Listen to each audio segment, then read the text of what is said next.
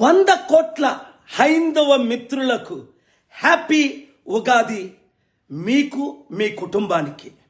అలాగే ఈరోజు ఈద్ ముబారక్. 200 దేశాల్లో 200 కోట్ల మంది రంజాన్ చేసుకుంటున్నారు. అయితే విచారం ఏమిటంటే, ఒక నెల్లూరులో ముస్లిం ఉన్నాడు చూసారా, వాడు ఇష్టం వచ్చినట్టు వాగాడు.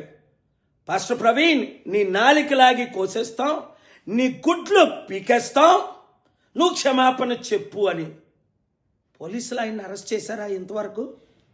అలాగే ఒక కుర్రోడు హిందూ, ఆడి పేరు ప్రవీణ్ కాదు ఆ పాస్టరు అని మేమే చంపాం, ఇంకెవరైనా అలా మాట్లాడితే చంపుతాం. చూసారా, అక్కడ అమెరికాలో టెర్రీ జోన్స్ అని ఖురాన్నే బర్న్ చేస్తుంటే నేను 2011లో ఆపిన సంగతి మీకు తెలుసు. ఇక్కడ హైదరాబాదులో కత్తి మహేష్ అని, రాముడు కరోనా ప్రియుడంటే అరెస్ట్ చేయించాం. బైబిల్లో క్లియర్గా ఉంది, ఇతర దేవతలను దూషించొద్దు, వారిని కించపరచొద్దు.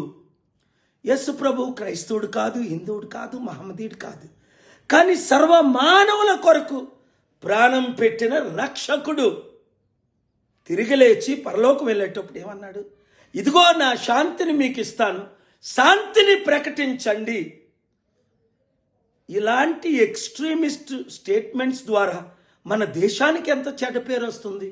కనుక మీడియా మిత్రులారా, సోదరులారా, శాంతిని ప్రతి గ్రామానికి చేర్చటానికి, ప్రతి ఇంటిలో, కుటుంబంలో, కమ్యూనిటీలో, కులములో, మతములో శాంతి ఉండడం కొరకు ఈ వీడియోని శాంతి కాముకులందరూ షేర్ చేయండి.